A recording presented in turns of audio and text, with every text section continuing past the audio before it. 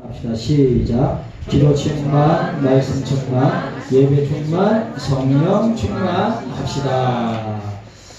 오늘 제가 예수께서 성령의 충만함을 이거 두 번째 시간인데, 오늘 저와 여러분들이 이 성령 세례와 우리가 3장을 읽었죠. 3장 21절 22절에 백성이 다 세례를 받을 새 예수도 세례를 받으시고 기도하실 때 하늘이 열며 성령이 형체로 비둘기같이 그 위에 강림하시더니 하늘에서 소리가 나기를 너는 내 사랑하는 아들이라 내가 너를 기뻐하노라 하시니라고 하였습니다.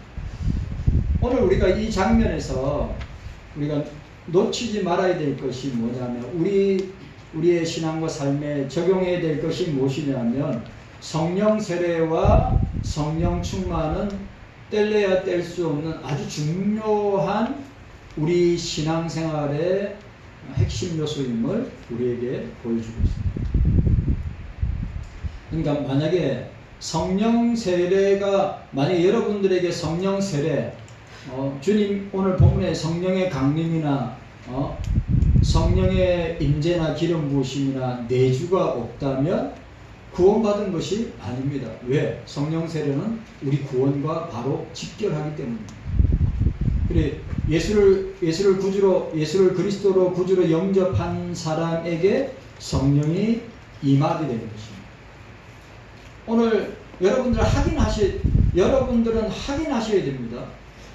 내가 예수의 영이 함께 하는지 안 하는지를 여러분들이 확인하셔야 된다고 하는 사실은 너무 중요한 사실입니다.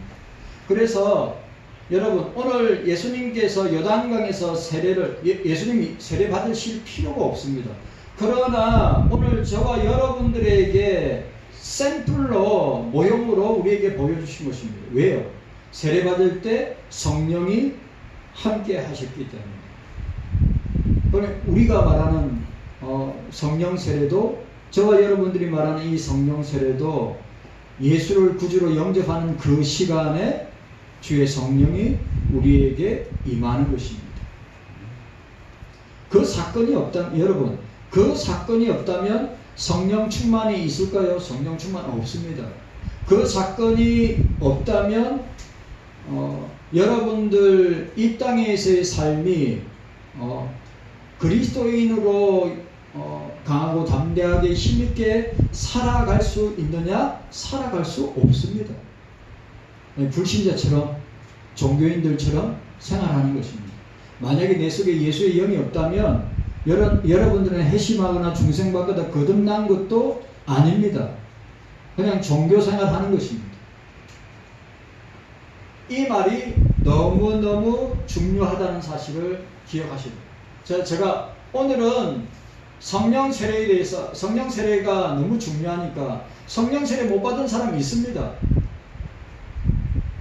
성령 세례 받은 사람도 있습니다. 못 받은 사람이 있습니다.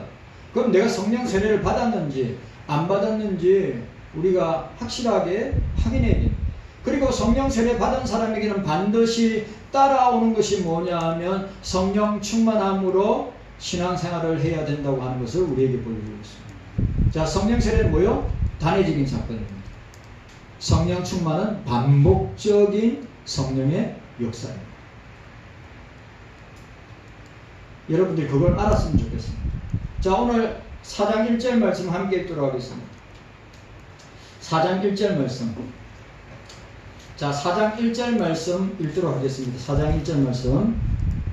1, 2절 말씀 함께 읽도록 하겠습니다. 1, 2절 말씀 시작. 예수께서 성령의 충만함을 입어 요단강에서 돌아오사 광야에서 40일 동안 성령에게 이끌리시며 마귀에게 시험을 받으시더라. 이 모든 날에 아무것도 잡수주지 아니하시니 날수가 다음에 줄이신지라고 했습니다.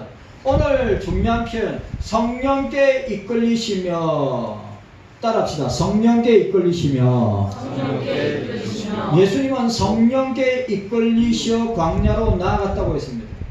여러분 성부와 성자와 성령은 뗄래야 뗄 수 있는 관계입니까? 절대 뗄래야 뗄 수 없는 관계입니다. 자, 성부와 성자는 지금 성부와 성자는 지금 뭐합니까? 하늘 보좌에서 우리를 위하여서 간구하고 기도하고 중보하고 있습니다. 그럼 성령은 뭐 하십니까? 오늘 이 땅에서 이 시간에 저와 여러분들을 주장하셔서 이렇게 주님 앞에 예배로 나오도록 역사하고 계시다고 하는 사실입니다. 성령이 역사하지 아니하면 우리는 아무것도 할 수 없다. 예수님도 성령이 아니시면 예수님도 아무것도 하실 수 없다. 왜? 삼위일체 하나님은 하나이기 때문에. 서로 떨어질 수 없는 영원부터, 영원 전부터 영원 후까지 삼위일체 하나님은 함께 하시기 때문입니다. 예수님은 성령 충만함을 입어 항상 성령에게 이끌림 바 되었다고 했습니다. 예수님이 시험을 승리하시도록 하기 위하여 성령께서 예수님을 광야로 나아가게 하셨다. 여러분, 오늘 이 땅에서의 우리의 삶은 성령께서 우리를 이끌어 가시는 삶이라 이 말이에요. 왜? 성령께서 우리에게 감화 감동하셔서 우리의 전 삶을, 우리의 전 인격과 전 삶을 교회 생활이 됐던 세상 생활이 되었던 전 삶을 주장하시고 인도하시는 것이 내가 아니라 성령께서 하고 계신다. 아멘. 여러분, 제가 또 이야기해요. 여러분 힘으로 한번 해보세요. 그렇게 하는 사람 있습니다. 여러분 힘으로 한번 해보시라고. 오래 갈 것 같죠? 절대 오래 못 갑니다. 성령이 나를 주장하시고 나를 인도하시고 이끌어 가셔야 어떻게 해요? 이길 수 있다는 거예요. 자, 그런데 오늘 또 요것도 생각해야 됩니다. 예수님은 하나님의 아들이시면서 죄가 없으신 분입니다. 그럼에도 왜 시험을 당하셨는가? 왜 유혹을 당하는가? 테스트와 템테이션이 있습니다. 자, 우리가 이 부분은 여러분들이 분별을 할 수 있어야 됩니다. 하나님이 주시는 것은, 주님이 주시는 건 테스트입니다. 시험입니다. 그런데 마귀가 주는 것은 템테이션, 유혹이에요, 유혹. 그래, 예수님은 시험을 당하시고 유혹을 당하셨는데 왜 그렇게 시험을 당하고 유혹을 당하셨는가? 연단받기 위해서.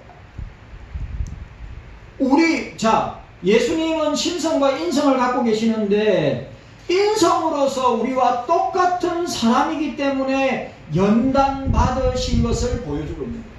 우리도 연단을 받습니까? 안 받습니까? 우리도 연단을 받습니다. 자, 히브리서 4장 말씀 찾아보도록 하겠습니다. 히브리서입니다. 히브리서 4장 8절 9절 함께 읽도록 하겠습니다.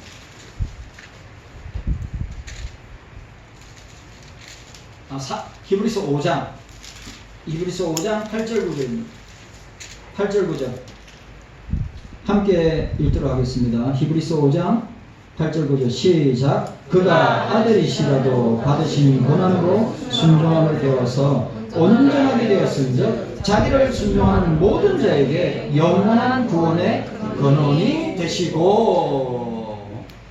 오늘 저와 여러분들, 우리 예수님이 우리 대신 예수님이 신성과 인성을 갖고 계시는데 우리와 똑같은 성령을 갖고 계시는 예수님인데 왜 시험당하고 유혹을 당하시나요? 연단을 통하여 우리도 그렇게 연단받기 때문에 예수님께서 그렇게 샘플로 보여주신 것입니다. 두 번째, 우리가 시험당할 때 채울하시고 도와주시기 위해서 시험을 당하십니다.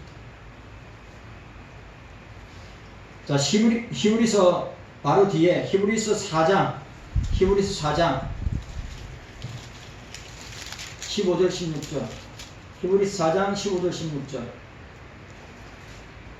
16절 4장 15절 16절 시작. 우리에게 있는 대제사장은 우리의 연약함을 채울하지 아니하는 자가 아니요 모든 일에 우리와 한결같이 시험을 받은 자로되 죄는 없으시니라. 그러므로 우리가 긍휼하심을 받고 때를 따라 돕는 은혜를 얻기 위하여 은혜의 보좌 앞에 담대히 나아갈 것이니라.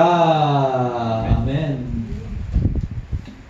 그래, 예수님께서 시험을 당하신 것을 우리가 보게 됩니다. 그리고 예수님이 왜 이 시험과 유혹을 당하셨냐? 마귀를 이기고 정복하시기 위하여 그렇게 시험을 당하셨다고 하는 것을 보게 됩니다.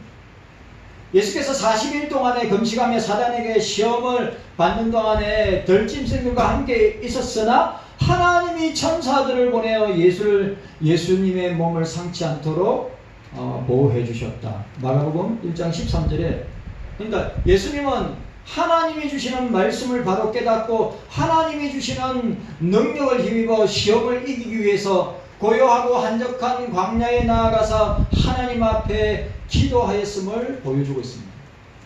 여러분 우리가 기억해야 됩니다. 기도할 때 시험을 이기는 거예요. 기도할 때 유혹을 이기는 것입니다.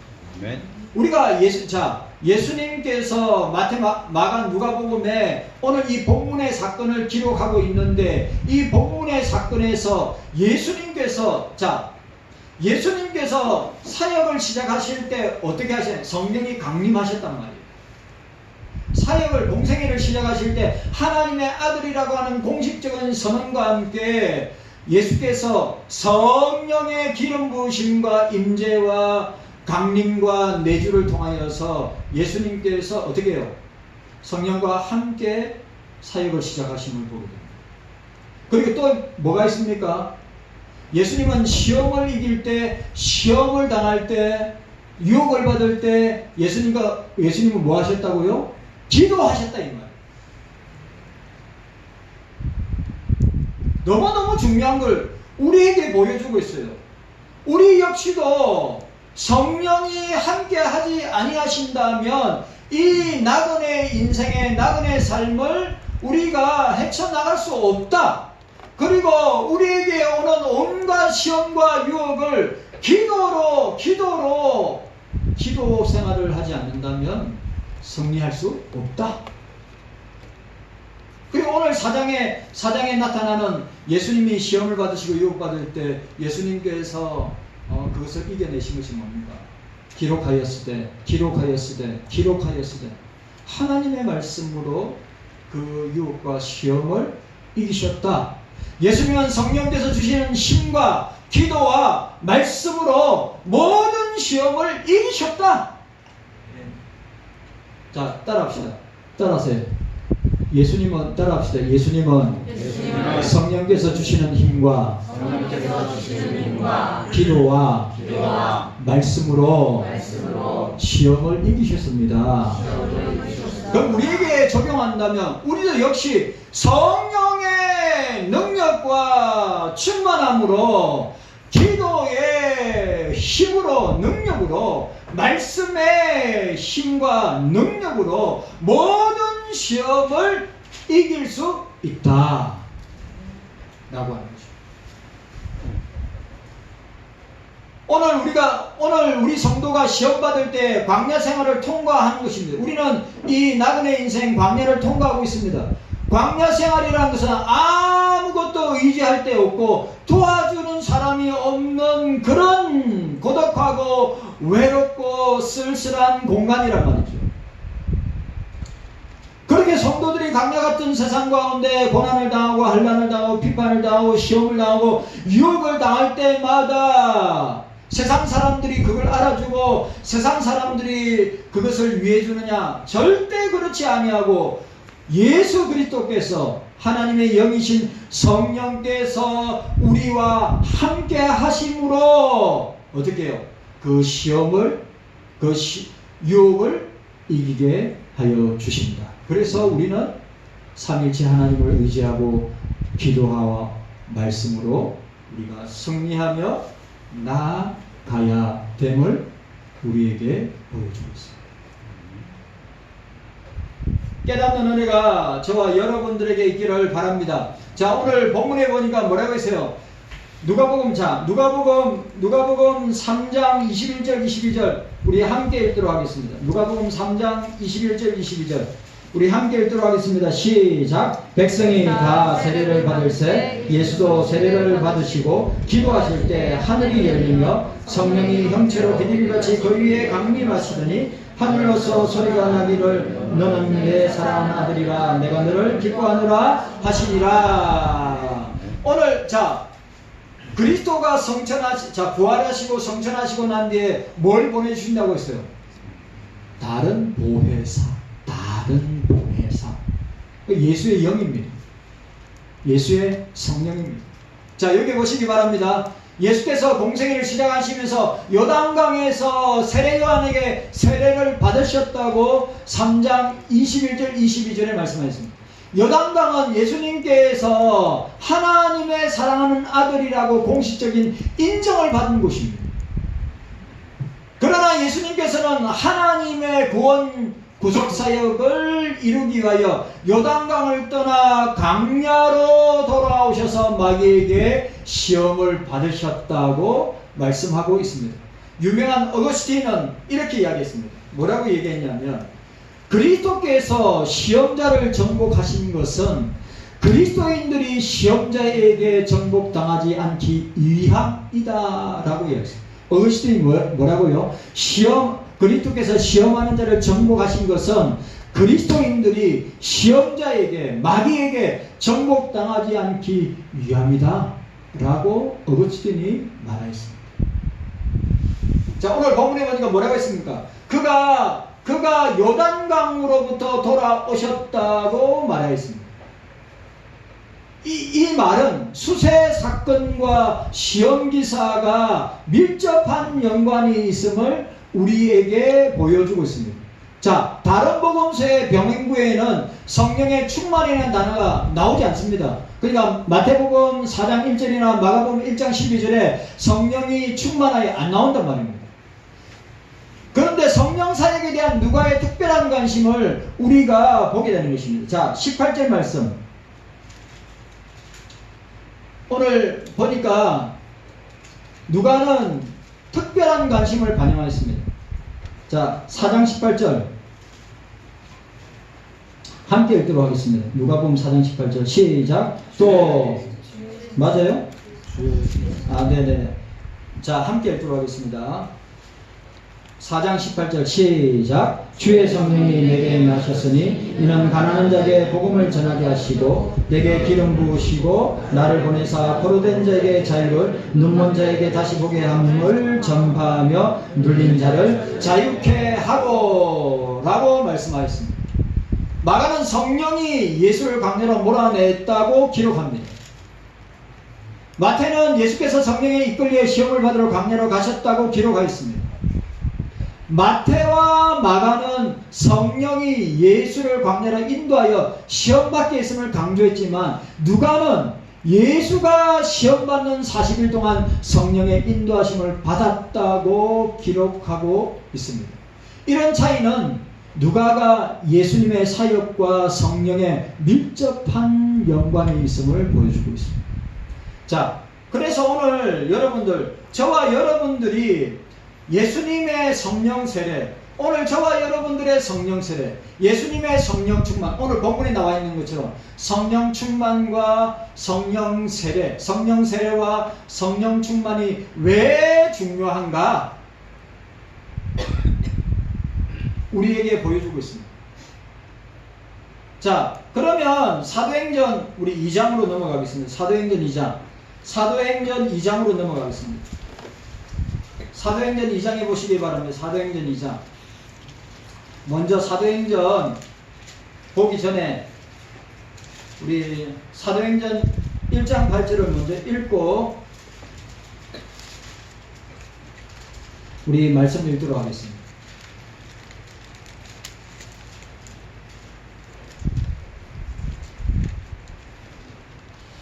우리 사도행전 1장 8절입니다. 시작. 오직 성령이 너희에게 임하시면 너희가 권능을 받고 예루살렘과 온 유대와 사마리아와 땅끝까지 이르러 내 증인이 되리라 하시니라. 임하시면, 성령이 임하시면 권능, 뭐죠? 권능을 다른 표현으로 엑스시아, 두나미스 하는데 권능을 다른 표현으로 하면 충만, 임하시고, 임하셨단 말은 세례를 받으시고 성령의 세례를 받고 오직 성령이 너에게 임하시면 너희가 권능을 받고 자, 2장 1절에서 4절까지 또 함께 읽도록 하겠습니다. 2장 1절에서 4절.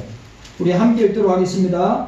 2장 1절에서 4절입니다. 함께 읽습니다. 시작. 오순절 날이 이미 이름에 저희가 다 같이 한 곳에 모였더니 호련히 하늘로부터 급하고 강한 바람 같은 소리가 있어 제 앉은 온 집에 가득하며 불의 혀같이 갈라지는 것이 저희에게 보여 각 사람 위에 임하여 있더니 저희가 다 성령의 충만함을 받고 성령이 말하게 하심을 따라 다른 방으로 말하기를 시작하니라. 아멘. 여러분 뭐예요? 성령의 불세례가 임하고 난 뒤에 뭐예요? 다 성령의 충만함을 입었더라. 네. 말씀하고 중요한 거예요. 이거 중요한 거란 말이죠. 뭐라고요? 성령의 성령의 세례가 임하고 난 뒤에 다 성령의 충만함을 입었더라. 이 사건이 단회적인 사건이에요? 반복적인 사건이에요? 이거 단회적인 사건임을 우리가 기억해야 됩니다. 단회적인 사건입니다. 성령의 불세례는 단회적인 사건이에요. 또 개인에게 성령의 세례가 임하였을 때, 임재하였을 때, 강림하였을 때, 내주하였을 때, 그것도 단회적인 사건이라고 합니다. 반복적인. 그럼 제가 자주 이야기하는 거예요. 성령이 들어갔다 나갔다 성령이 들어갔다 나갔다 하는 거 아니라 이 말이에요. 성령 세례는 우리에게 부어주시면 어떻게 해요? 영원히 떠나지 않고 우리와 함께 하신다. 뭐 하는 것을 우리에게 보여주고 있습니다. 자, 여기에 세례라는 것은, 세례라고 하는 것은 베프티즘, 세례라고 하는 것은 그리스도와 연합하는 거예요. 자, 따라합시다. 세례 따라합시다. 세례라고 하는 것은 예수 그리스도와 연합하는 것입니다. 하나 되는 것, 하나. 보세요. 우리가, 성령 세례, 우리가 세례 받죠? 물 세례를 받습니다. 성령 세례 받습니다. 물 세례, 성령 세례 받을 때, 그때 그 시간에 어떤 일이 일어나요? 성령께서 우리 가운데 오시는 거란 말이죠. 오시면 또 우리의 상태에 따라 들어갔다 나갔다 해요, 안 해요? 안 한단 말이에요. 성령이 우리에게 예수를 구주로 믿고 고백하고 구원받아서 중생받고 거듭나고 회심한 자들에게 주의 성령이 찾아오시면 영원히 떠나지 아니하시고 우리와 함께 하신다 이 말이에요. 이 정의가 분명해야 돼요. 이 정의가 분명 안 하면 헷갈리는 거예요. 헷갈리는 거. 그래, 예수님 믿을 때, 제가 나중에 정의하겠지만 예수님 믿는 그 시간에 성령이 찾아오심을 세례라고 하는 거예요. 성령 세례. 찬양대 이해했어요? 찬양대.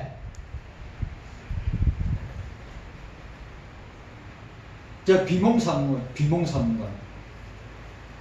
자, 여러분, 만일 우리가 그의 죽으심을 본받아 연합한 자가 되었으면 또한 그의 부활을 본받아 연합한 자가 되리라. 로마서 6장 5절에.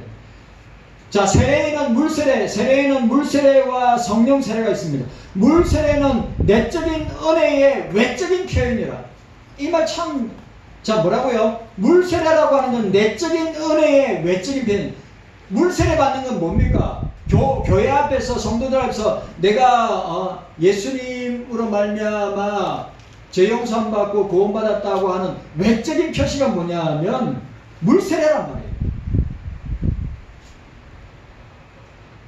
그런데 내적인 은혜가 뭐냐면 성령 세례인데, 성령 세례를 설명하려면 베프티즘.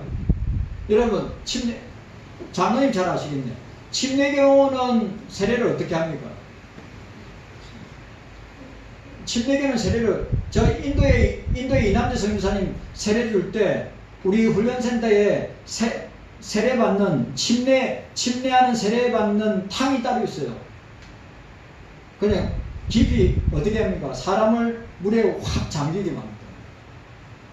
근데 이게 얼마나 중요한 거냐 하면, 물속으로 들어갈 때 내 육은 죽고 내가 나올 때 내 영은 살게 되는 것이다. 이게 중요하다니까요, 이게. 자, 로마서 8장. 자, 로마서 8장. 로마서 8장입니다. 로마서 8장.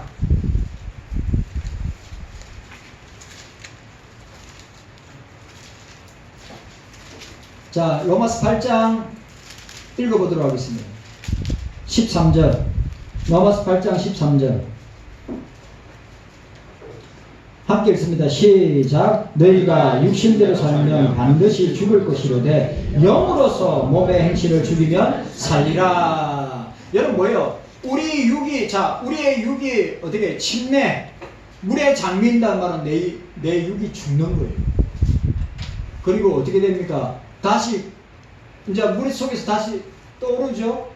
내 영이 어떻게 됩니까? 내 영이 다시 산다는 것이에요.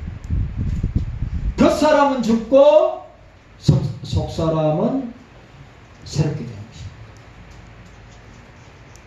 옛사람은 죽고 새사람이 되는 것입니다.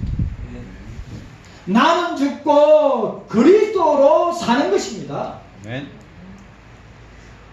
우리가 성령 세례 받을 때 구원을 받게 된다고 하는 사실을 우리가 기억해야 하는 것입니다. 그러니까 성령 세례는 뭐와 관계 있다고요? 구원과 직접적인 관계가 있어요. 왜? 성령이 임하실 때 구원의 역사가 일어나기 때문에.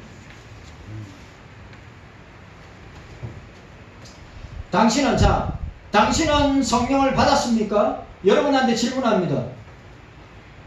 장로님은 성령을 받았습니까? 우리 권사님들은 성령을 받았습니까? 찬양대 성령을 받았습니까? 성령을 받았습니까? 이러한 질문을 받으면 어떤 사람은 바로 대답하는 사람이지 어떤 사람은 당황하는 사람이 있어요. 세례는 존재의 변화를 말하는 거예요. 여러분이 변화됐지. 자 보세요. 여러분들이 변화되지 않는 삶을 살고 있다면 여러분들이 성령이 함께 하시지도 않을 뿐더러 성령의 세례를 받은 사람도 아니에요. 예수 믿기 전의 삶과 예수 믿고 난 뒤의 삶이 똑같다면 여러분들은 성령 세례와 성령의 임재가 없는 사람이에요. 구원과 관계없는 사람이에요. 중요한 말이에요. 제가 중요한 말이었어요. 세례는 예수님과 함께 죽고 예수님과 함께 사는 것인데 그 세례를 성령께서 주시기 때문에 성령 세례라고 하는 거예요. 예수 그리스도를 믿는 사람은 성령 세례를 받은 자. 예수님 믿어야 안 믿어요? 자, 예수님 믿어야 안 믿어요? 믿습니다. 예수님 믿어야 안 믿어요? 안 믿어지면 성령 세례 받은 거 아니라니까요. 예수가 안 믿어지면 왜? 예수의 영인 성령이 예수를 구주로 고백할 때 예수가 내 속에 오셔서 영원히 함께 하시는데 그 성령이 없는데 어떻게 예수를 구주로 고백하고 믿냐 이 말이에요. 예수 그리스도를 믿는 사람은 어떻게 해요? 성령의 세례를 받은 자다. 자, 로마서 8장 9절에 누구든지 그리스도의 영이 없으면 그리스도의 사람이 아니니라. 따라합시다. 따라하세요. 누구든지 그리스도의 영이 없으면 그리스도의 사람이 아니라고 했습니다. 그리스도를 믿는 모든 성도 안에 성령님께서 내주하신다고 말씀하셨습니다. 이게 신앙이에요. 자, 찬양대 예수님이 나의 구주이심을 믿습니까? 찬양대 예수님이 나의 구주이심을 믿습니까? 안 믿어지면 성령이 함께하지 않는 사람.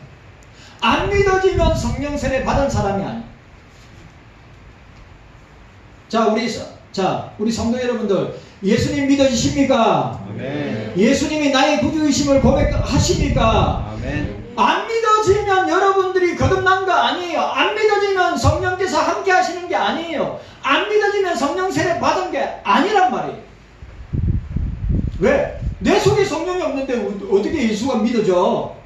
내 속에 성령이 없는데 예수를 어떻게 고백해요?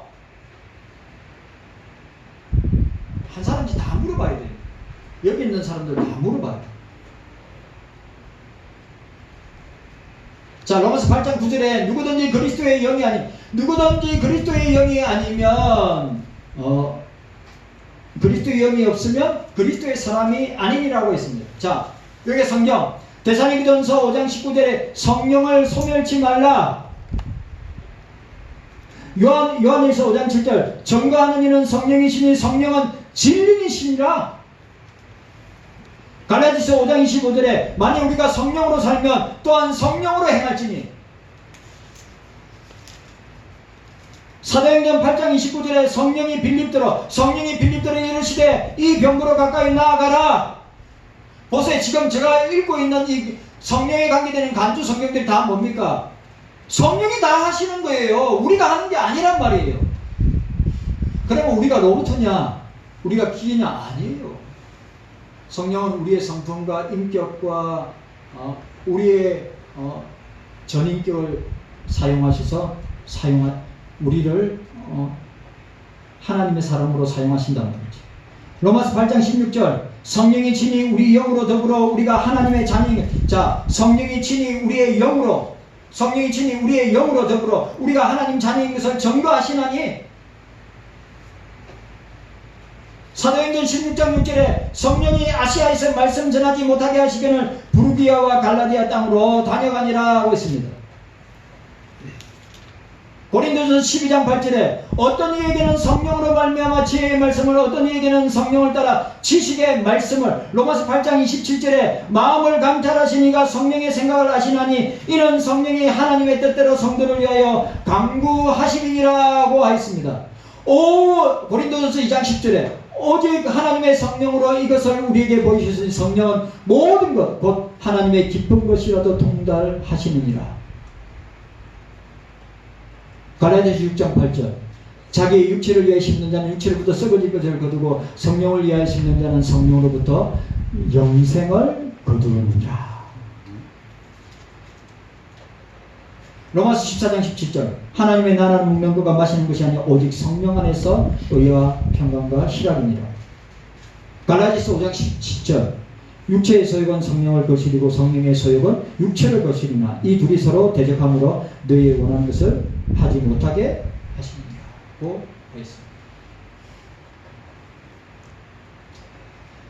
자, 신약 성경 어디에도 성도들이 예수님을 믿은 이후에 성령 세례를 경험했다고 기록한 것은 한 것도 없습니다. 성령이 오순절날 사도행전 2장에 오순절 성령이 임하셨습니다. 그 다음에 성령이 제자들을 이끌고 복음을 전하게 하셨어요.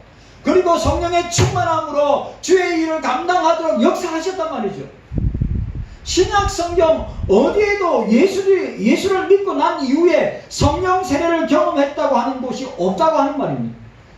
그런데 세상의 영성, 세상 사람들 영성이라 하죠. 우리는 경건이라 하는데 세상의 영성, 진리주의, 은사주의, 신사도주의 운동은 반복적인 세례를 말합니다. 반복적으로 세례를 이야기해요. 그것이 영적인 안내자를 만나는 접신, 박수, 무당과 같은 역할을 합니다. 오늘 보세요. 저를 보세요. 여러분, 오늘 성령이 어떤 매개체인지 아십니까? 접신하는 신이다. 목사가 박수 무당이 되어서 성령을 가지고 자기 마음대로 하는 것을 우리가 기도원이나 부흥 강사들 보면 우리가 얼마든지 볼 수 있지 않습니까?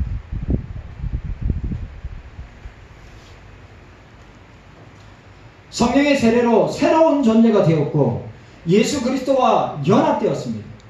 성령의 세례를 받은 것은 어떤 특별한 사람들만의 전유물이 아니라 성령 세례를 받은 것은 예수 그리스도를 구주로 믿는 모든 사람들에게 필수적으로 받는 것이다 이 말이에요. 그러니까 여러분들이 성령 세례를 받았다면 예수 그리스도로 말미암아 구원받았다고 하는 것을 보여주는 것입니다. 아멘. 그런 까닭에 성령의 세례는 단회적으로 받는 것이고 계속적으로 반복적으로 받아야 하는 것이 아니고 단 한 번으로 우리의 존재가 변화되었기 때문에 단 한 번의 성령 세례만 있음을 우리에게 보여주고 있습니다. 여러분, 너무 중요하죠. 오늘 이 성령 세례와 성령 충만은 기독교 신학의 중요한 개념임을 여러분들 꼭 기억하셔야 돼요. 성경적인 가르침과 신앙생활에 매우 중요한 것임을 우리가 잊어서는 아니래요.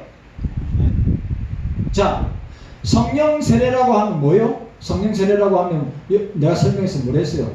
성령 세례는 성령이 믿는 자에게 처음으로 임하는 사건을 의미해요. 예수를 구주로 고백할 때 예수님이 영이 찾아옵니다. 예수님을 믿고 영접할 때 성령의 그 사람 안에 거하는 것을 말하는 거예요. 맞아요, 안 맞아요? 네. 성령 세례는 뭐라고요?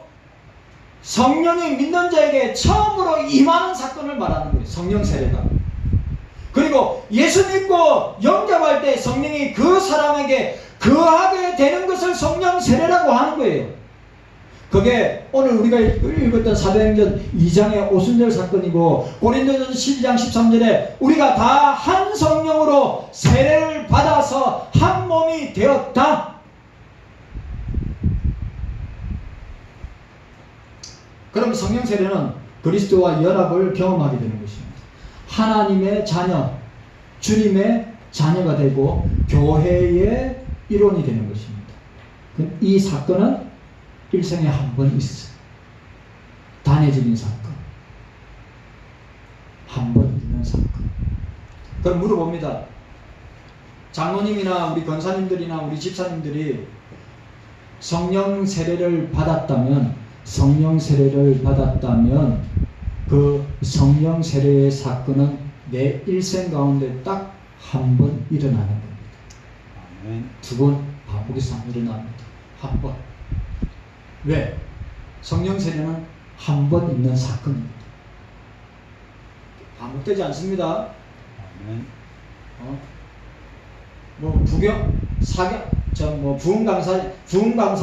부흥 강사들이나 아니면 은사주의, 신사도 운동, 신비주의 운동하는 사람들은 맨날 성령을 끌어들여서 맨날 성령을 불러들여서 그것을 접신하는 신처럼 박수무당처럼 사용하는데 절대 그렇지 않습니다. 예수의 영이 우리에게 임하시면 우리가 예수로 말미암아 중생받고 거듭나고 회심하고 구원받은 하나님의 자녀가 되는 이 사건은 딱 한 번 반복적으로 일어나지 않습니다. 성령의 충만함이 반복적으로 일어납니다. 여러분들 기억하시고 성령 세례가 일어나지 않는다면 성령 충만이나 그리고 우리가 교회생활, 믿음생활, 가정생활, 세상생활 할 수 있느냐? 할 수 없습니다. 깨닫는 은혜가 저와 여러분들에게 있기를 주님의 이름으로 축복합니다. 주님 감사합니다.